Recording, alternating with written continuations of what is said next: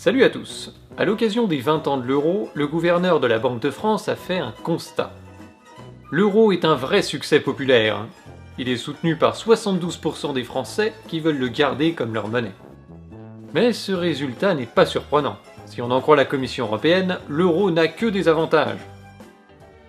Les consommateurs bénéficient d'un choix plus large et de prix stables. Les entreprises ont plus de débouchés et elles sont libérées du risque de change, ce qui aboutit à une économie stable et une croissance plus forte. Les marchés financiers fonctionnent mieux, l'UE pèse dans le monde et on se sent plus européen que jamais. Ouais, mais à l'issue de cette vidéo, il se pourrait que vous ayez quelques petits doutes sur cette vision idyllique des choses, car dans la réalité, l'euro nous coûte un pognon de dingue. C'est un boulet qui est en train de nous entraîner vers le tiers-monde.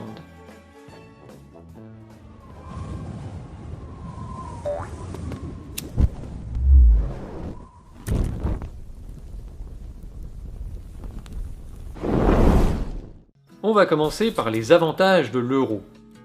Alors c'est vrai que Marie-Charlotte n'a pas à se soucier de la monnaie pour ses week-ends dans la zone euro. C'est pratique. Et c'est sûr que le risque de change disparaît forcément dans les transactions quand vous figez les parités des monnaies. Quoi qu'on a vu qu'avec le système Target 2, ce risque est simplement décalé dans le temps, au moins pour une partie des transactions. Quoi la suite? Ah non mais, c'est tout? Non, c'est pas une blague, sur tous les autres sujets, l'euro est un putain de cancer. Alors vous pensez peut-être que j'exagère et que c'est mon parti pris anti-euro qui s'exprime, mais vous savez moi, si l'euro fonctionnait et avait tous les avantages qu'on lui prête, ça m'irait très bien. Je suis pas contre par principe ou par idéologie, je suis contre parce que je constate que dans la réalité, c'est une vaste tartine de merde. Et bien sûr, je vais vous le prouver tout au long de cette vidéo, donc je vous demande pas de me croire sur parole, vous pourrez juger par vous-même. Pour commencer, on sait que la cherté de l'euro, alliée à la libéralisation des mouvements de capitaux et de marchandises, a conduit en France à des délocalisations et à une augmentation massive du chômage, ce qui a lourdement pesé sur la croissance.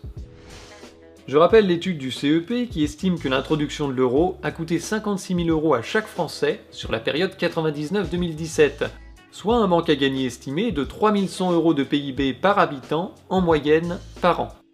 Et comme les déséquilibres économiques ne cessent de se creuser, ce chiffre augmente d'année en année. Ils ont estimé que le PIB de la France a été amputé de 374 milliards d'euros en 2017 à cause de l'euro, soit plus de 16% du PIB. Le CEP indique que le fautif n'est pas l'euro, mais le manque de réformes nécessaires pour booster la compétitivité des États les plus perdants. C'est un peu comme si quelqu'un était en train de se vider de son sang parce qu'il vient de perdre une jambe, et qu'on lui explique que son problème c'est pas la blessure, c'est la gravité. S'il était en apesanteur, il aurait moins de problèmes. Voilà, c'est complètement con, et ben là c'est pareil. Le problème, c'est pas l'euro, c'est le manque de réformes pour s'adapter à l'euro. Sauf que manque de bol, c'est justement cette logique de promotion incessante des politiques de l'offre qui est à l'origine de la baisse de notre niveau de vie et de la nouvelle récession économique qui guette la zone euro en ce moment. La logique est la suivante. Pour devenir plus compétitif, il faut baisser les dépenses publiques pour pouvoir baisser la fiscalité et ne pas s'endetter. Ce qui conduit à supprimer ou privatiser des services publics dont le coût augmente forcément pour les usagers. Et dans le même temps, on détricote le droit du travail, ce qui augmente la précarité des travailleurs et fait baisser leurs revenus. On a donc des agents économiques qui payent plus pour les mêmes services et qui gagnent moins. Mais on nous explique que ça va faire augmenter l'activité économique et le PIB. Oui, d'accord. D'accord. Bon, en gros, il s'agit de subventionner l'activité économique sur le dos de la misère des gens. Au-delà des considérations morales, sur le plan économique ça peut marcher, mais à condition que vous soyez l'un des seuls pays à le faire, et à condition que le développement des exportations produise une activité économique qui est supérieure à celle perdue par la baisse inévitable de la demande intérieure. Il faut donc avoir une structure économique exportatrice forte, ce qui est le cas en Allemagne par exemple, mais pas forcément en France. En plus, ces politiques sont appliquées dans tous les pays de l'OCDE en même temps, et en particulier dans les pays de la zone euro, où la monnaie commune a remplacé la concurrence entre les monnaies par une concurrence sur le prix du travail, sur la fiscalité et sur les normes. Dès lors, sur le plan politique, le maintien ou le développement de l'activité économique dépend en grande partie de votre capacité à appauvrir votre population plus vite que vos voisins. Si vous y arrivez, vous allez aspirer leur emploi en leur vendant vos produits et en piquant leur part de marché à l'international. Mais ça dure qu'un temps. parce qu'eux aussi vont prendre des mesures pour améliorer leur compétitivité afin de stopper l'hémorragie. Et c'est ici que commence le cercle vicieux sans fin de l'appauvrissement généralisé qui nous conduit à la ruine. We need to make some cutbacks. Let's freeze teachers' wages. Great idea. I didn't get that pay rise, and the rent's gone up. Well, we'll just have to cut down on our food bills. Business is slow. We didn't make as much this month. We'll have to cancel the renovations. Sorry, we can't give you those extra hours. We lost a few contracts. Oh, that's all right. I'm sure things will pick up. Economic growth has slowed and the national debt is still going up. We'll have to make more cuts. Great idea. They've made more cuts at the school. Well, we'll just have to tighten our belts a bit more then. We started losing money. We can't even afford the repairs now. I'm really sorry, but we're gonna have to cut your hours. But I need that money. I've had my hours cut and I need to apply for working tax credits. Fill in this form. The economy's getting worse and now we're paying out more in benefits. Time to make more cuts. Great idea.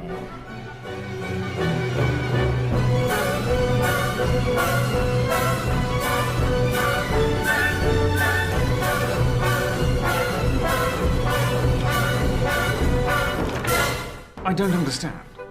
Even after all our cuts, national debt has doubled and economic growth is terrible. Maybe austerity doesn't work?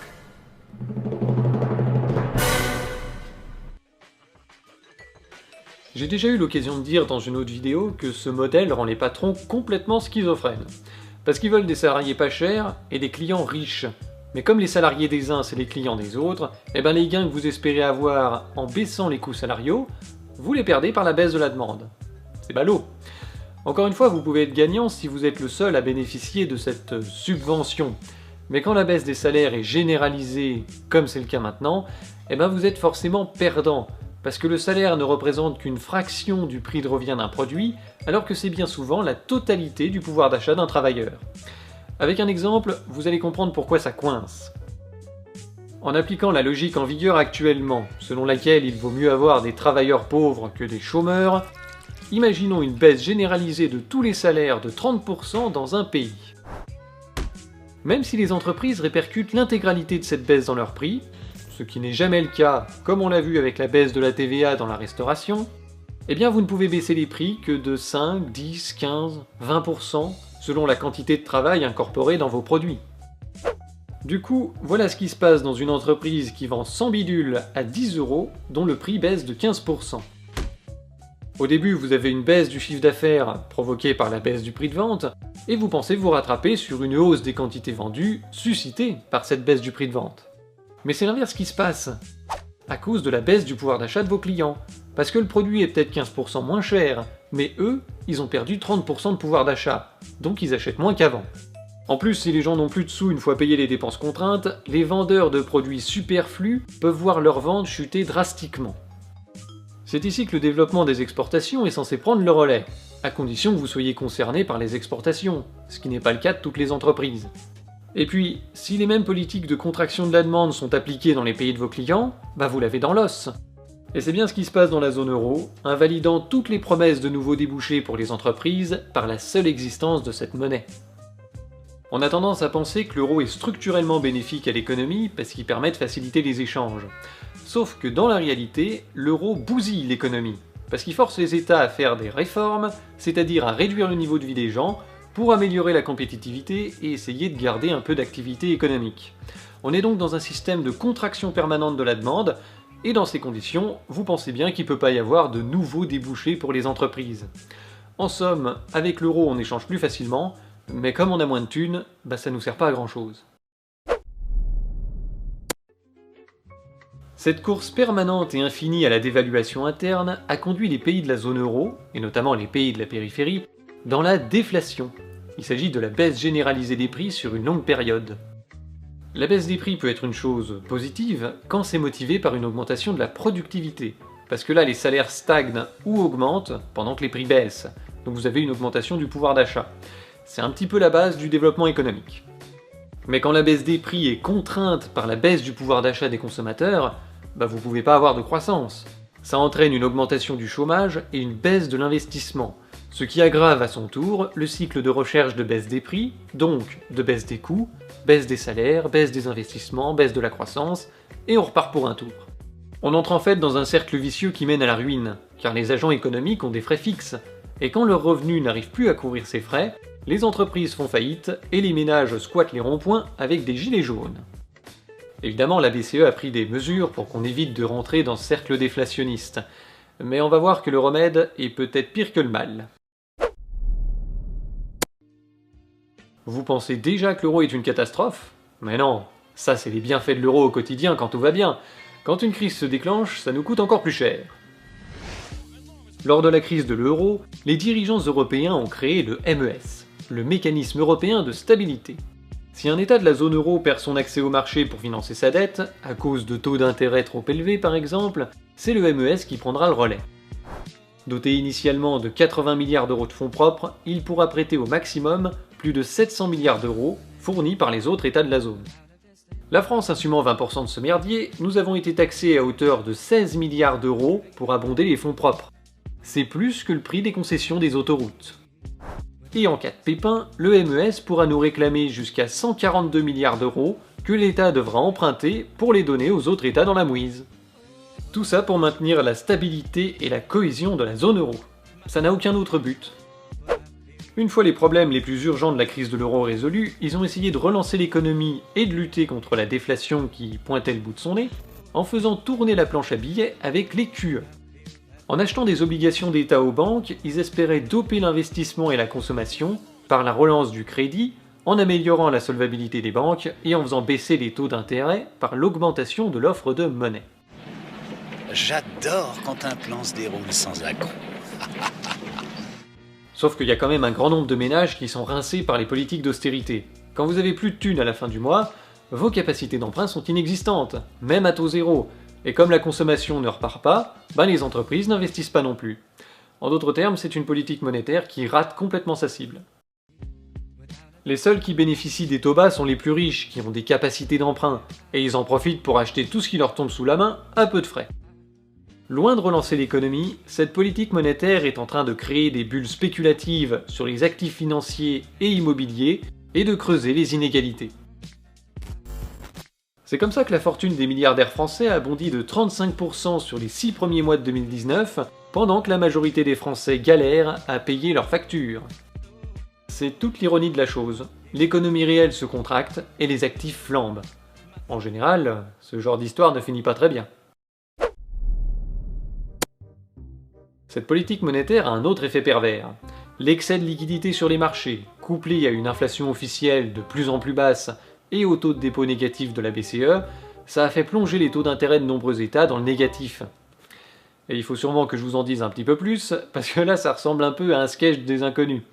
Mais bon, je vous rassure, c'est très simple à comprendre. Depuis 2014, quand les banques laissent des liquidités sur leur compte à la BCE, elles payent un intérêt négatif de 0,4%. L'objectif est de les inciter à prêter cet argent aux ménages et aux entreprises. C'est un peu comme si on taxait la trésorerie d'une entreprise pour la forcer à investir. Mais faute de clients solvables, les banques se rabattent sur les obligations d'État notamment. C'est plus simple et c'est plus sûr. Seulement à partir de 2015, les QE de la BCE ont créé un effet de rareté sur ces actifs qui sont rachetés par ce programme, tout en fournissant encore plus de liquidités aux banques qu'elles cherchent à nouveau à placer sur les obligations d'État. Cette augmentation de la demande tire à la baisse les taux d'intérêt des États de la zone euro, jusque dans le négatif pour les plus solides d'entre eux. Comme je vous le disais, ensuite il y a d'autres effets qui rentrent en ligne de compte, notamment l'anticipation du risque de déflation qui encourage les taux d'intérêt négatifs. Parce que si vous prêtez votre argent à moins 0,5% et que dans le même temps les prix baissent de 1% par an, vous gagnez de l'argent. En tout cas vous gagnez du pouvoir d'achat. Ensuite, la spéculation sur la fin de l'euro joue aussi un rôle. Si l'Allemagne sort de l'euro et qu'elle vous rend des marques qui valent 20, 30, peut-être 40% de plus que l'euro, vous gagnez de l'argent, même en lui en ayant prêté à taux négatif. Et enfin, certaines institutions financières ont l'obligation légale de détenir dans leur compte un certain pourcentage de bons du trésor de leur état de référence. Donc ça les oblige à remplacer d'anciennes obligations d'État à taux positif qui arrivent à échéance par des nouvelles qui sont à taux négatif, et même s'ils voudraient peut-être pas en acheter autant. Donc ça maintient une demande qui devrait disparaître en temps normal, ce qui fait baisser les taux. C'est pour toutes ces raisons que les taux négatifs sont en train de se répandre en Europe. Les investisseurs cherchent de la sécurité, et ils considèrent qu'ils ont moins à perdre en payant 0,9% à l'Allemagne qu'en laissant leur argent sur un compte, ou en achetant encore plus d'autres catégories d'actifs, comme les actions par exemple, dont les prix se sont envolés ces dernières années. Pour info, l'indice Dow Jones est 2 fois plus élevé qu'à la veille de la crise des subprimes, et je suis pas sûr que l'état de l'économie américaine le justifie. Il est à craindre qu'en cas de crise, les bulles éclatent et que les prix des actions soient divisés par 2 ou 3. En prêtant à des États solides comme l'Allemagne, on est à peu près sûr de retrouver la quasi-totalité de son capital à échéance. Mais le monde est vaste, et on trouve encore des endroits où on rémunère l'argent, donc on constate une fuite des capitaux de la zone euro vers les États-Unis, qui payent encore entre 1,5 et 2% d'intérêt positif sur leurs bons du trésor. La légende de l'euro servant de contrepoids à la puissance du dollar était déjà totalement bidon, mais alors là ça va devenir une vaste blague, hein. Ne soyez pas étonnés de voir l'euro baisser face au dollar dans les mois ou les années qui viennent. Et c'est pareil pour la livre sterling. À votre avis, quand les gens se rendront compte que l'euro et la politique de la BCE défoncent plus leur épargne que le Brexit n'a abîmé celle des Anglais, vous croyez qu'ils vont réagir comment ? Dans une certaine mesure, on peut considérer que les taux d'intérêt négatifs sont une bonne chose pour les contribuables parce que ça fait baisser la charge de la dette. Par contre, c'est une très mauvaise chose pour les épargnants, parce que ça met en danger le financement de l'épargne en général, et en particulier des retraites par capitalisation. Donc c'est peut-être pas le bon moment pour pivoter vers ce mode de financement, mais bon, j'ai peut-être pas la pensée assez complexe pour comprendre. C'est une politique totalement assumée par Christine Lagarde, la nouvelle présidente de la BCE, qui a affirmé ceci. Deuxièmement, il faut se souvenir que chaque personne, ceux de vos auditeurs qui sont là, est à la fois un salarié, un épargnant, un emprunteur, et que les impacts des taux d'intérêt vont affecter chacune de leurs dimensions. Je pense qu'on sera plus content d'avoir un emploi plutôt que d'avoir une épargne protégée. Je pense que c'est dans cet esprit-là que les politiques monétaires ont été déterminées par mes prédécesseurs, et je pense que c'est assez salutaire comme choix. Eh ben, il faudra qu'elle relise Keynes. Elle y apprendra que dans une économie fermée, l'épargne globale est égale à l'investissement, qui lui-même permet de créer de nouveaux emplois. Alors peut-être qu'elle compte sur l'épargne extérieure de la zone euro pour financer nos investissements. Si c'est le cas, on n'a pas fini de se faire racheter par les Chinois, les Qataris, les États-Uniens et tous ceux qui ont 3 sous et l'envie de se payer une pute. Au lieu de travailler pour financer nos retraites, on travaillera pour engraisser des fonds de pension étrangers. Ça va être beau l'Europe puissance, hein. On a hâte de voir ça. En France, on aime bien l'épargne à la papa avec un capital garanti. Ça tombe bien, c'est la première qui va se faire défoncer par cette politique. Les fonds en euros d'assurance vie contiennent environ 80% d'obligations d'État, dont le stock est en train de passer en rendement négatif, mettant en péril la santé financière des assureurs qui doivent payer un rendement positif à leurs clients tout en garantissant leur capital. La concurrence entre les assureurs les pousse à chercher du rendement et donc à prendre des placements de plus en plus risqués, dont la valeur peut s'effondrer en cas de crise économique, de flambée des taux d'intérêt ou du pétrole, ou tout simplement de mauvais placements. Bon, je vous le dis tout de suite, la catastrophe est quand même pas pour demain. En fait, c'était hier. Le coup d'envoi a été donné début octobre 2019 par Arkea à un truc lié au Crédit Mutuel. Ils ont dû recapitaliser leur filiale d'assurance vie sur Avenir à hauteur de 540 millions d'euros à cause des taux d'intérêt négatifs et des contraintes réglementaires sur les ratios de solvabilité. 2 semaines plus tard, c'est AG2R La Mondiale qui lançait un emprunt de 500 millions d'euros à 4,4% d'intérêt pour améliorer la solvabilité de 2 de ses fonds d'assurance vie. Attends une seconde là. Ils empruntent de l'argent à taux positif, ça leur coûte des sous. Puis ils prêtent une partie de cet argent à taux négatif à des États, ça leur coûte des sous. Et enfin ils doivent servir un rendement positif à leurs clients et garantir leur capital, ça leur coûte des sous. Bon, je vois vraiment pas ce qui pourrait mal se passer dans ce business, ça m'a l'air très sûr, hein. Et pour finir, début novembre, ça a été le tour de la Société Générale d'annoncer une possible recapitalisation de sa filiale d'assurance vie, la Sogecap. Bon, quand on en est à l'annoncer, c'est plus vraiment une possibilité, hein. Je vous passe tous les articles concernant Allianz, Generali et compagnie qui annoncent soit la baisse des rendements sur les fonds en euros, soit l'application de frais d'entrée exorbitants, ou tout simplement la fermeture du fonds. C'est-à-dire qu'ils arrêtent de vendre ce produit à leurs clients parce que c'est plus rentable. Mais le crime était en quelque sorte prémédité. Pour pallier au risque de faillite dans l'assurance vie, la loi Sapin 2 de 2016 prévoit que le Haut Conseil à la stabilité financière pourra geler les retraits des contrats d'assurance vie en euros et encadrer les rendements servis par les compagnies d'assurance. En d'autres termes, votre argent sera bloqué, donc j'espère que vous en aurez pas besoin, parce que ça peut durer un petit moment, et bien sûr ça vous rapportera que dalle, même si ça c'est déjà plus ou moins le cas. Quand on voit les rendements sur le livret A, le LDD ou l'assurance vie en général, une fois qu'on a enlevé les frais, les cotisations et l'inflation officielle, même si elle est basse, les épargnants perdent déjà de l'argent. À ce tarif, la prochaine étape c'est de se servir directement sur vos comptes. Ça tombe bien, c'est prévu. Bon, on a vu les bienfaits de l'euro au quotidien, on a vu les bienfaits de l'euro lors de la précédente crise, et maintenant, on va voir les opportunités formidables qui vont s'offrir à nous lors de la prochaine crise d'importance. Ah, je vous avais dit que la tartine de merde était vaste, hein. Comme les États ne pourront pas renflouer les banques cette fois-ci, vu qu'ils sont déjà surendettés, il est prévu que les banques se servent directement sur les comptes de leurs clients pour éponger leurs pertes. Cette pratique de bail-in ou renflouement interne est légale en France depuis le 1er janvier 2016, suite à la transposition de la directive européenne BRRD relative au redressement des banques et à la résolution de leurs défaillances.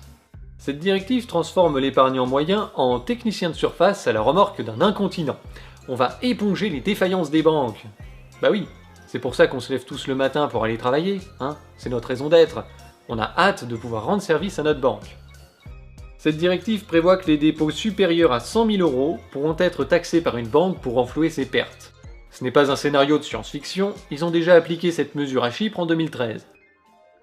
La garantie sur les dépôts de moins de 100 000 € est évidemment théorique, parce que selon l'ampleur de la crise, ils vont se servir sur tous les dépôts si nécessaire, d'autant plus que les riches épargnants étant au courant du risque, ils vont prendre les devants, comme lors de la crise de 2008 aux États-Unis où cette mesure était déjà en vigueur.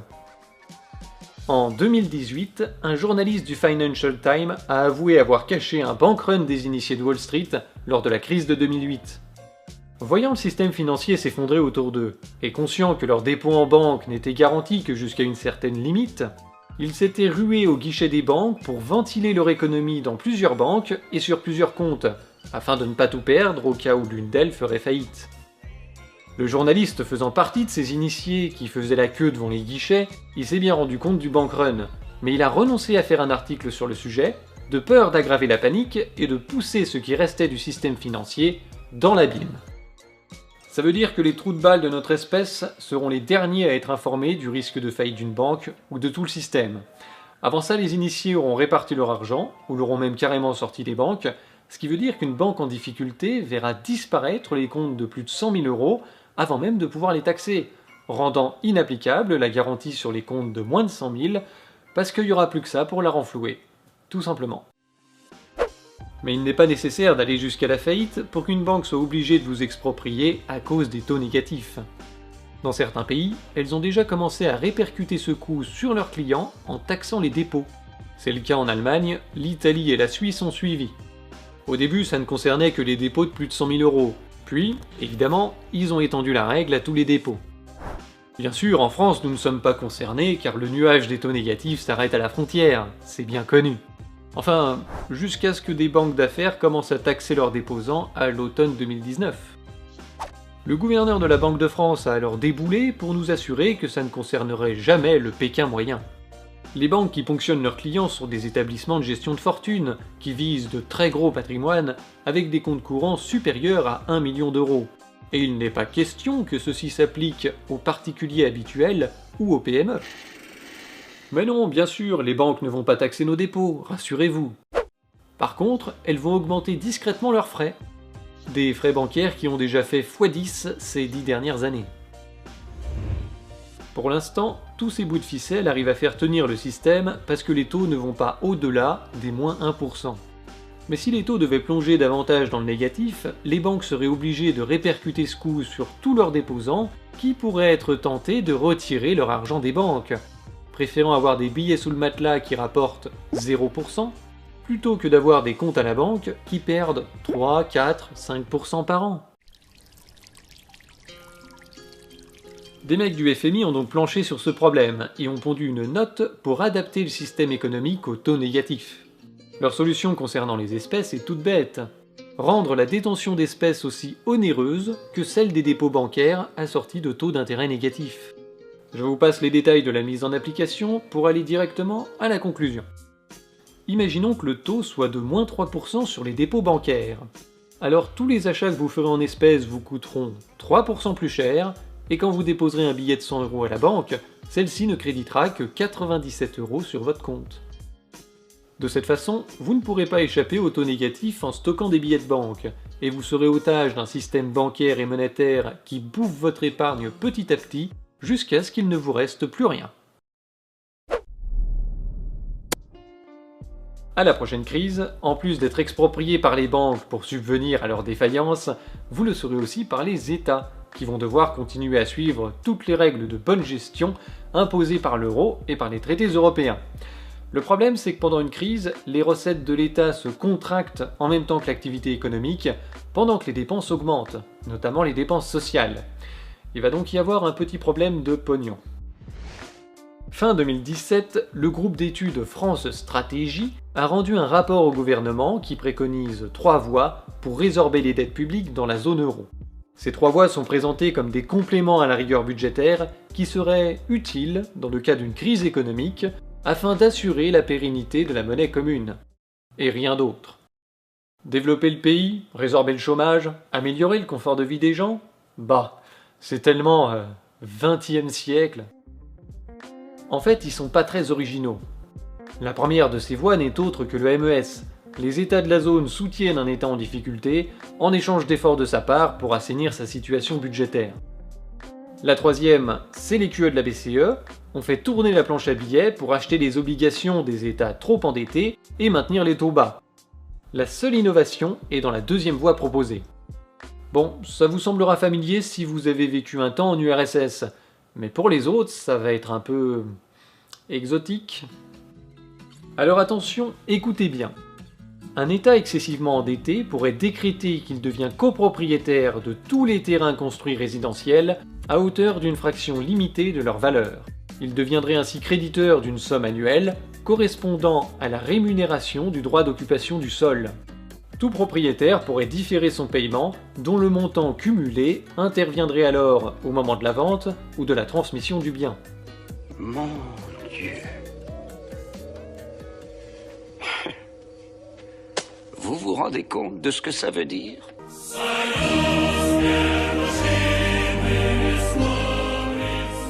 En clair, ça veut dire que si vous avez acheté un terrain avec une maison dessus ou un appartement, l'État décrétera qu'il est propriétaire d'une partie du terrain, sans vous dédommager bien sûr, et vous devrez en plus lui payer une location.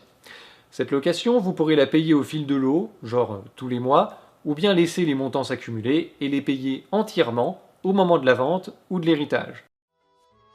C'est la seule idée qu'ils ont trouvée pour assurer la soutenabilité d'une dette publique considérée comme excessive, sans que l'État concerné dispose d'aucun soutien extérieur, et sans pour autant que la hausse des prélèvements obligatoires ne déprime la trajectoire de croissance de son économie.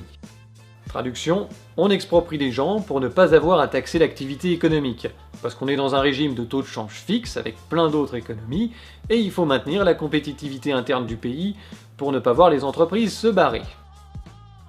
L'impact immédiat qu'aurait l'annonce de cette mesure serait double. D'une part, il crédibiliserait la capacité de l'État à rembourser sa dette, donc améliorerait la qualité de sa signature d'emprunteur sur les marchés financiers, diminuant d'un seul coup le taux porté par ses obligations publiques. Parce qu'on compte aller jusqu'où dans le négatif là? Ça va être chaud de financer les retraites par capitalisation, hein. D'autre part, il induirait une baisse instantanée de la valeur des biens immobiliers, puisqu'on ne pourrait plus vendre la fraction du terrain détenue par l'État. Les mecs sont quand même formidables. Ils ont multiplié les normes et les contraintes dans l'immobilier, et maintenant, ils s'étonnent que c'est hors de prix. En plus, c'est juste les conséquences normales de la politique monétaire de la BCE et de la libéralisation des mouvements de capitaux qui entraînent une spéculation dans certaines zones. C'est vraiment l'art de se mettre des bâtons dans les roues. Bon allez, je vous embête avec ça depuis tout à l'heure, mais vous savez, c'est juste une mesure hypothétique, dans un rapport parmi d'autres. Ils oseront jamais faire ça. Mais non. Mais non. Concernant l'immobilier, c'est une proposition choc pour faire baisser les prix. Un député MoDem a rendu hier un rapport commandé par le gouvernement et il préconise de révolutionner le droit de propriété. Imaginez, sur un terrain, seul le bâti, seuls les murs d'une maison appartiendraient aux propriétaires. Ce modèle va être expérimenté à Lille. Les explications de Paul-Luc Monnier avec Barbara Six et Mélior Moama. Comment stopper la flambée des prix de l'immobilier à Paris et dans les grandes villes? Un député avance une proposition explosive, réduire le droit de propriété dans les zones tendues. Car aujourd'hui, un particulier qui achète un bien immobilier est propriétaire des murs et du terrain. Demain, le foncier pourrait rester public, propriété des collectivités. Seul le bâti serait privé. But de l'opération, faire baisser les prix de 30 à 40%. Les classes moyennes ne peuvent plus accéder aux zones tendues. Il n'y a que les classes les plus riches qui peuvent se le payer ou les personnes qui sont bénéficiaires de logement social. Les autres vont à 10-15 km de la zone tendue et sont obligés de prendre des voitures et sont sensibles aux augmentations de taxes et parfois enfilent des gilets jaunes. Une solution expérimentée dans le centre-ville de Lille pour les foyers modestes. 15 premiers appartements seront livrés en mars prochain. Prix d'achat 150 000 € pour un 3 pièces, contre 224 000 € pour un logement similaire avec le foncier dans une rue voisine. Le dispositif séduit les habitants. Je trouve ça très intéressant. Ça permet aussi d'éviter que les centres-villes ne soient que des bureaux ou pour des personnes très aisées et d'avoir vraiment une mixité sociale. Vous, ça vous gênerait pas de ne pas être totalement propriétaire de votre bien? Non, je pense que c'est peut-être juste un nouveau mode d'achat. L'Union des propriétaires s'inquiète ce matin d'une atteinte au droit de propriété inscrit dans la Constitution. Ce que vous venez de voir, ça s'appelle la technique du pied dans la porte. On applique cette mesure aux nouveaux propriétaires dans les zones tendues, puis on l'étendra aux zones moins tendues, et petit à petit ça deviendra une norme de plus en plus répandue. Comme ça, selon la logique du diviser pour mieux régner, en cas de crise économique, la population acceptera plus facilement que cette mesure soit appliquée à tous les propriétaires, même de façon rétroactive. Parce que c'est quand même ça le projet. Comme pour la réforme des retraites en ce moment, ce sera vendu comme une uniformisation du droit de propriété dans un souci d'équilibre financier, de justice sociale et d'égalité. Une forme de solidarité face à la crise, de la part de ceux qui ont le plus bénéficié de la spéculation immobilière. Oh, vous en faites pas, hein. 2-3 experts sur BFM TV, puis ils vont vous vendre le truc. De toute façon, ils ont pas le choix. Au fait, ils ont pas oublié de parler d'un truc dans leur reportage, parce qu'ils insistent lourdement sur la différence de prix entre les deux appartements, mais ils ont complètement oublié de parler de la location du foncier. Ah bah oui, vous pensez quand même pas qu'ils vont vous le faire gratos. Et quand il faut payer à vie une location sur le foncier, ça reste intéressant votre machin? Est-ce qu'on peut dire qu'on est encore propriétaire? Pas vraiment, hein. Les propriétaires sont donc prévenus, vous l'aurez dans l'os, 2 fois. Votre bien va perdre une part importante de sa valeur à cause de la partie saisie par l'État sans dédommagement, et vous allez voir qu'on parle pas de 3 mètres carrés, et en plus, vous allez devoir payer une location pour avoir le droit d'occuper un terrain que vous aviez déjà acheté. Mais bon, c'est pour sauver l'euro, alors je suis sûr que ça ne dérangera pas les 72% de Français qui veulent le garder comme leur monnaie, n'est-ce pas? Ben alors, mais pardi, mais bien sûr, mais dites, mais quand même, mais bien évidemment, mais pardi, mais bien sûr, mais dites, mais quand même, mais quand même. À titre illustratif, la mise en place de cette mesure à hauteur d'1 quart de la valeur des terrains résidentiels permettrait par exemple à l'Italie de resolvabiliser sa dette publique instantanément à hauteur d'environ 40 points de PIB. Donc les mecs partent sur une hypothèse de base d'1 quart de la valeur des terrains.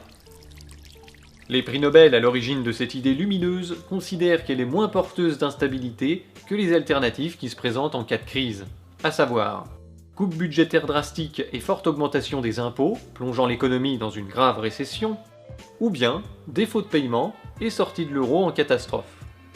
Voilà, donc on en est à se demander par quels moyens on va pouvoir sauver l'euro à la prochaine crise sans déclencher de guerre civile. Ah oui, ça aurait été dommage de rester en dehors de cette grande aventure. Et si on n'attendait pas la catastrophe pour sortir de l'euro, justement? Hein? Une idée parmi d'autres qu'aurait pu être ajoutée dans le rapport, mais j'imagine que c'est pas politiquement correct. Et pour finir, l'euro nous fait courir un dernier risque avec les targets, dans le cas où un pays débiteur choisirait quand même de sortir de l'euro en catastrophe. S'il fait défaut sur les targets et qu'on suit toutes les règles en vigueur, ces dettes pourraient nous retomber sur la tronche par l'intermédiaire de la BCE. J'en ai déjà longuement parlé dans les épisodes précédents, mais un petit rappel vite fait en 30 secondes ne fera de mal à personne. Si l'Italie fait défaut sur les targets en sortant de l'euro par exemple, la Banque de France ayant environ 21% du capital de la BCE, elle se ramassera 21% de la perte, soit environ 100 à 120 milliards d'euros. Comme le cas italien aura créé un précédent, le jour où la France voudra sortir de l'euro, le paiement de cette somme sera exigé de la même façon, nous poussant à la ruine ou au défaut, avec toutes les complications diplomatiques que ça inclut. Car les Allemands, et là je parle bien de tous les Allemands, considéreront qu'on leur a piqué du fric, mettant un sérieux coup à la belle amitié entre les peuples, unis dans la diversité, vendue par tous les bisounours de la construction européenne.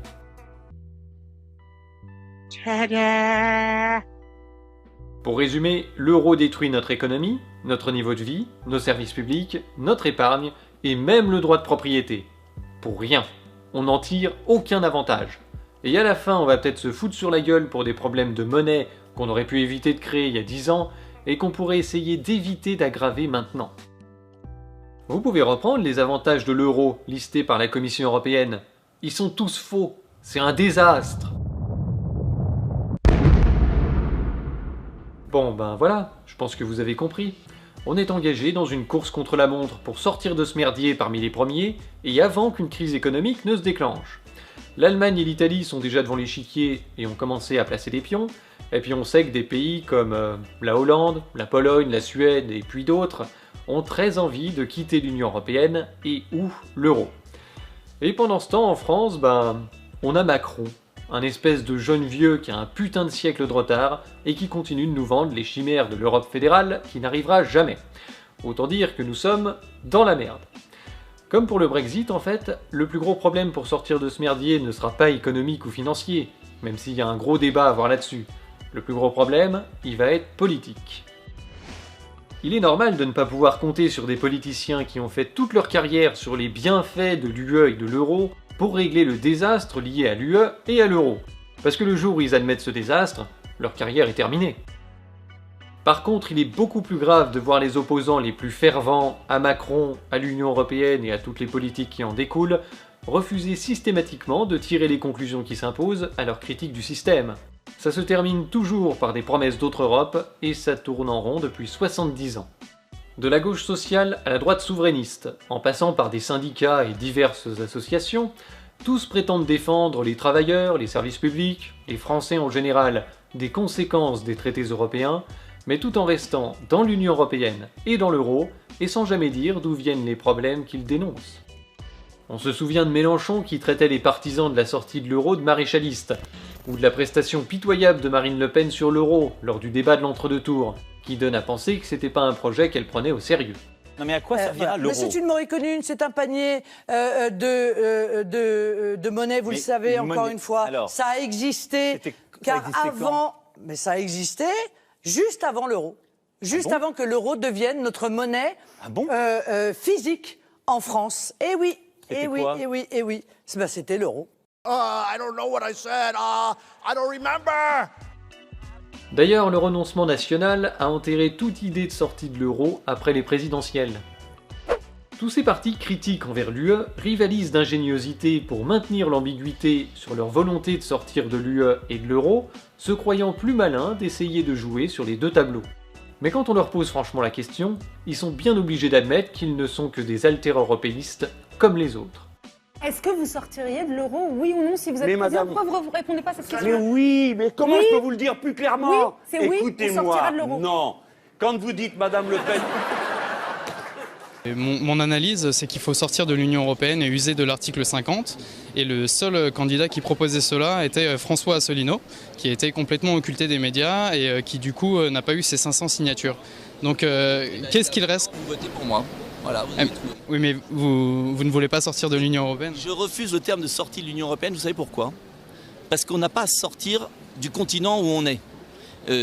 En revanche, je veux renégocier tous les traités pour qu'on refonde une Europe des coopérations respectant les nations. Le jour où ces gens arrivent au pouvoir, ils auront aucune légitimité pour agir vite et bien. Donc à partir de là, vous avez 3 options. Ils trahissent comme Tsipras, ils se font virer comme Salvini, ou bien ils pataugent dans les intrigues des européistes pendant des années, comme les brexiteurs anglais. Mais de toute façon, la question ne se pose pas, parce qu'on peut douter de l'efficacité de la démarche. Est-ce que toutes ces ambiguïtés savantes leur ont permis d'être élus? Non. Est-ce que ça permet de canaliser le vote contestataire, qui est majoritaire aujourd'hui, vers l'impasse des promesses d'autre Europe? Oui. Et est-ce qu'ils font ça parce qu'ils acceptent de se soumettre à l'oligarchie qui tient les cordons de leur bourse et l'accès aux médias? Peut-être. Comment expliquez-vous qu'on donne la parole, comme vous dites, à Philippot, c'est Frey, Mélenchon, etc. On les voit plus, effectivement, que des partisans du PR à la télévision. Mais comment expliquez-vous ça? Alors, on vous appelle, on ne vous répond pas, on vous refuse? Oui, vous demanderez à nos attachés de presse, vous verrez comment ça se passe. Quand on appelle monsieur Apathy de France Info, qui dit non, je ne donnerai pas la parole à monsieur Asselineau jusqu'en 2022 s'il y a ses parts. Il l'a dit explicitement. Oui, il l'a dit explicitement.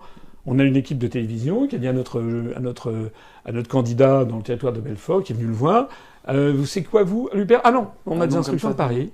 Elle l'a dit. Et quels sont les motifs? C'est quand même... Mais il faut les chercher. Et c'est la raison pour laquelle je me permets d'insister sur le fait que nous proposons de sortir de l'Union européenne, de l'euro et de l'OTAN. Et que nous sommes le seul. Alors certes, il y a des gens qui disent oui, il y a le PARDEM, le PRCF, bon, d'accord, mais ce sont des mouvements politiques qui d'ailleurs se sont créés après l'UPR et qui, voyant la bonne affaire et aussi l'action française. Donc il y a un certain nombre de gens maintenant qui essaient de reprendre le truc, mais le seul parti politique qui a été présent à l'élection présidentielle, c'est pas un parti, c'est un homme, mais, et aux élections législatives où elle a été présente, c'est nous qui avons franchi ce mur de verre de la société française. Un jour, je vous raconterai, mais pas filmé, comment j'ai eu des émissaires nocturnes qui sont venus me dire, écoutez, allez, dites que vous êtes pour une autre Europe, ça s'améliorerait des choses. Oui, comme ça, dans la société française. Pourquoi est-il en France cette espèce de blocage que vous ne trouvez à l'évidence pas au Royaume-Uni? Au Royaume-Uni, il y avait les partisans du Brexit, ils ne disaient pas on va être pour Another Europe, non, ça ne marchait pas. Bon, on va peut-être pas attendre que l'opposition installée se fasse greffer une colonne vertébrale. Et justement, on aurait pu espérer que des gens en dehors du système électoral seraient plus libres de parler de la sortie de l'Union européenne et de l'euro, d'en faire la promotion, d'expliquer les problèmes et puis de proposer des solutions. Alors il y en a quelques-uns, je pense à des gens comme Jacques Sapir, Étienne Chouard, Emmanuel Todd, ou même plus récemment Olivier Delamarche. Mais c'est vrai que ça reste compliqué d'aborder ce sujet dans les médias. C'est la même chose, malheureusement, sur tous les sujets. Mais quelles mesures aujourd'hui, alors je vais vous donner un vrai sujet aussi, et qui est exactement le même. Le sujet de l'euro. Aujourd'hui, tous les économistes sont d'accord pour vous dire que l'euro ne fonctionne pas. Qu'est-ce qu'on fait? Eh bien, on continue. Parce qu'on ne veut pas réunir un certain nombre de gens autour de la table en se disant comment peut-on sortir en limitant les dégâts? C'est ça le problème de l'euro. En limitant les dégâts. Mais ne me regardez pas comme si j'étais un ahuri. Tous les économistes aujourd'hui, même les plus grands, se disent... Si on n'avait pas l'euro, on serait à la ramasse depuis très très longtemps. Non, l'euro nous a mis à la ramasse. Alors arrêtons là-dessus. Mais on est toujours... Vu le mur de bigoterie auquel on se heurte dans les médias quand il faut parler de la sortie de l'euro, on peut comprendre que certains soient un peu timides. Je pense à des gens comme Onfray, Montebourg, Charles Gave, ou même des représentants des Gilets jaunes comme François Boulot. Alors c'est vrai que lui il fait pas mal de pédagogie sur le rôle de l'Union européenne dans nos emmerdes, mais niveau solution, il continue de proposer une autre Europe auquel il ne croit pas lui-même. Et ça c'est un problème. Il y en a beaucoup qui sont, et on sait pourquoi, parce qu'il y a un parti politique que j'estime beaucoup parce qu'il fait la critique des traités européens, il en fait une critique argumentée, qui est sur l'article 50 et le Frexit. Bon, je pense, premièrement, qu'effectivement, ce terme de Frexit n'est pas adapté, juste dans la terminologie, je parle que de terminologie, je ne parle pas de mise en œuvre de l'article 50, ou pas, mais du Frexit. Parce qu'effectivement, ça donne le sentiment d'un repli nationaliste, qu'on va s'isoler. C'est comme ça, c'est comme ça qu'il est... Attendez. Je vous parle en termes de stratégie. Voilà, c'est qu'en fait, l'opinion publique, il faut bien comprendre que ça fait des années, qu'effectivement, on nous met dans le TINA. Il n'y a pas d'alternative possible. Et si vous sortez des traités européens, et de l'Union européenne, c'est le chaos. Voilà ce qui est dit, et on fait peur aux gens avec ça. Et en fait, du coup, le Frexit, pur et simple, aujourd'hui, je ne suis pas du tout certain que ça emporte une majorité dans l'opinion publique. Donc, c'est pour ça que je proposais, fédérons-nous sur une chose, la sortie des traités européens. Ça, c'est sûr, on ne peut pas rester dans les traités. Ça veut rien dire. Ces gens t'expliquent qu'il ne faut pas parler de Frexit parce que ça fait peur aux gens à cause de la propagande. Mais eux-mêmes ne font pas beaucoup d'efforts pour contrer cette propagande. Et pire, ils la confirment à l'envi en répétant que le Frexit est une ânerie, par exemple. Bah écoutez, je vous réponds très rapidement. Le Frexit, c'est une ânerie. Si je peux me permettre, ce qu'il faut faire, c'est le Bruxit. Ils finissent même par répéter la propagande qu'ils dénonçaient. Je partage tout à fait l'argument de ceux qui sont pour le Frexit et qui nous disent on ne peut pas changer les traités puisqu'il y a 27 pays membres et on n'obtiendra donc jamais l'unanimité. On est tout à fait d'accord. Maintenant, la question qui se pose, c'est qu'à partir du moment où vous mettez le pied dans la porte pour sortir des traités, le sujet, il n'est pas juridique, il est économique, il est commercial. Il y a la question de la réponse des marchés financiers. Comment vont-ils réagir? Comment on fait pour assurer la transition avec la monnaie? Parce que si on n'a pas assuré la transition pour pouvoir émettre de l'argent auprès de la Banque centrale, ils vont nous menacer en tout cas, et peut-être même nous augmenter nos taux d'intérêt. Donc il faut s'y préparer. Ensuite, on va avoir effectivement l'Allemagne qui va réagir. Toutes ces questions sont intéressantes et importantes. Mais on est d'accord qu'il ne les pose pas pour qu'on en discute. Il les brandit comme de bonnes raisons pour ne pas parler du Frexit, tel l'éditorialiste moyen sur BFM. Bon, au moins, il est raccord avec le thème, parce que des fois ça part en couille, hein. Ah, il y en a qui sont prêts à dire n'importe quoi pour détourner les gens des nécessités. Je dois dire que je suis un peu tombé de ma chaise quand j'ai entendu un certain Hakim Lowy, le fondateur d'Objectif RIC, affirmer dans une réunion publique de Gilets jaunes que le Brexit allait durer des décennies parce que ce serait très long de détricoter Airbus. Donc il faut pas le faire. Imaginez qu'on ne pourra faire des choses qu'en sortant de l'Europe. Bon, alors je préfère vous prévenir. Déjà, les Anglais se rendent compte que 3 ans, 4 ans après avoir voté, ils y sont toujours. Et ils ne sont pas prêts d'en sortir. Et même une fois qu'ils en sont sortis, vous verrez qu'ils resteront encore. Parce que vous prenez juste un programme comme Airbus. Airbus, c'est 25 ans pour détricoter ce qui a été fait pour que les accords internationaux s'enlèvent. Donc, si on attend de sortir de l'Europe pour mettre un RIC en place, bon bah alors vraiment je pense que la France, on n'a déjà pas fait un référendum pour en sortir, donc on n'y est pas. Donc, ce qui veut dire qu'avant 20 ans, on discute encore du RIC. Hein. Pierre, j'en tiens un. Comment est-il? Un champion du monde. Je voudrais pas rentrer dans le bashing, mais il y a quand même des limites au foutage de gueule. Le gars sait très bien qu'il est en train de mentir à propos d'Airbus. Tout comme ceux qui vous proposent de changer l'Europe ou de désobéir aux traités, savent très bien que c'est des impasses auxquelles ils ne croient pas eux-mêmes en plus. Ce qu'il y a de très malsain dans cette affaire, c'est qu'ils militent, à juste titre, pour le RIC, en contestant l'idée bourgeoise que le peuple serait trop con pour décider des sujets importants, mais dès qu'il s'agit du Frexit, ils considèrent eux-mêmes que le peuple est trop con, trop apeuré pour arriver à comprendre son intérêt.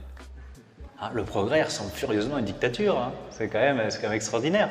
Donc c'est bien pour ça que nous, assez pragmatiquement, on demande le référendum d'initiative citoyenne. Oh là là, malheureux, vous n'y pensez pas, vous êtes le peuple, vous êtes complètement débile, vous ne pourrez pas statuer sur ces questions. Bon, écoutez, vu le résultat que vous avez produit depuis 40 ans, a priori, on ne pourra pas faire pire que vous. A priori, on peut s'en tenir à cet argument-là. Et alors, moi j'étais sur une chaîne d'information en continu bien connue, avec un présentateur reconnu pour sa subtilité et son sens de la modération. J'étais sur CNews. Et il me dit, mais comment ça, un RIC vous voulez rétablir la peine de mort? Je lui dis, écoutez, franchement, j'ai jamais entendu parler de la peine de mort sur les ronds-points. Ah bah d'accord, alors à ce moment-là, on va faire un référendum sur l'euro, c'est ça que vous voulez? Pourquoi pas? Je veux dire, c'est un sujet quand même, la gestion de la monnaie, etc. Bon, mais non, nous sommes trop cons pour pouvoir décider. Tiens, on peut faire un RIC sur l'euro maintenant? Il craint plus d'effrayer les gens? Vous voyez bien que toutes ces contradictions ne font que décrédibiliser ceux qui les font. Elles sont condamnables sur le plan moral et contre-productives dans les faits. Parce que si personne ne pose jamais la question de la sortie de l'Union Européenne et de l'euro, alors personne ne débat jamais de la méthode pour en sortir, des conséquences négatives et positives à en attendre, et des solutions pour les gérer. Et comme il n'y a pas de plan de sortie, l'inconnu fait peur aux gens, et personne ne propose de sortir. C'est le serpent qui se mord la queue. Ça en est à un tel point que la plupart des gens sont encore persuadés qu'on a plus d'avantages à rester dans l'Union Européenne et dans l'euro qu'à en sortir. Résultat, ils passent leur temps à manifester contre les conséquences des causes qu'ils soutiennent, comme en ce moment avec la réforme des retraites. Cette réforme a été exigée par la Commission européenne dans le but d'harmoniser les systèmes de retraite au niveau européen afin de maintenir la cohésion de l'euro. S'il n'y avait pas l'euro, on n'aurait jamais fait cette putain de réforme. Pour nous, Français, c'est une chance. On touche ici à l'un des points de blocage les plus importants de la politique française. En fait, la construction européenne et toutes les politiques mauvaises qui en découlent ne tiennent que par la somme des lâchetés et des aveuglements de ses opposants. Il est grand temps que ces gens arrêtent de faire des propositions auxquelles ils ne croient pas eux-mêmes et qu'ils osent dire que le Frexit est nécessaire pour que les Français puissent faire le deuil de ce projet et commencent à envisager la suite. Car si on est encore dans l'Union Européenne et dans l'euro à la prochaine crise, on le payera extrêmement cher. Rien ne sert de rester dans la zone euro si lorsque vous faites face à un choc, ce dernier s'aggrave. Il serait coûteux de quitter l'euro, mais y rester est également très coûteux. Tout le monde le sait, l'absence totale de festivités pour commémorer les 20 ans de la plus belle réalisation de la construction européenne en est l'aveu le plus éclatant.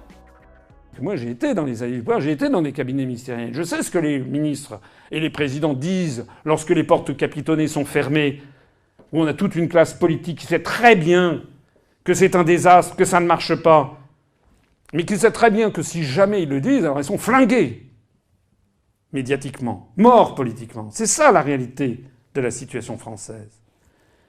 Vous avez vu, même Sarkozy, sur France Inter, c'était il y a une semaine, il l'a avoué. Il a dit « Bon, il faut dire les choses telles qu'elles sont. Ça fait 60 ans de construction à peine, ça marche plus, il faut tout reprendre à zéro. » Il l'a dit ou il l'a pas dit? Allez voir. Mais c'est dingue quand vous y réfléchissez. Le DIP, il dit, voilà, ça marche pas, il faut tout reprendre à zéro. Mais ce serait qu'un ancien président de la République qui dit ça nécessiterait quand même un petit débat. De même que Giscard, au moment des Européennes, a dit, de toute façon, le Parlement européen ne sert à rien. Mais c'est quand même pas rien.